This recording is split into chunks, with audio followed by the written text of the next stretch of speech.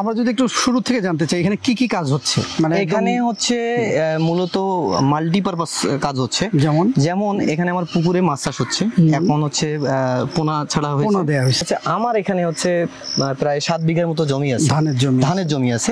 সেটাকে কি করতেছি আমি, এই পুকুরে হচ্ছে পানি আগে স্টক করতেছি, যেহেতু আমার এখানে কোনো কস্টিং লাগতেছে না। এখানে সূর্যের আলো থেকে আমি সরাসরি বিদ্যুৎ উৎপন্ন করে এখানে পানি দিচ্ছি পুকুরে, এখানে স্টক হচ্ছে, হওয়ার পরে এই পানিটাকে আমি এই আমার হচ্ছে ধানের খেতে দিচ্ছি, ট্রান্সফার করতেছি।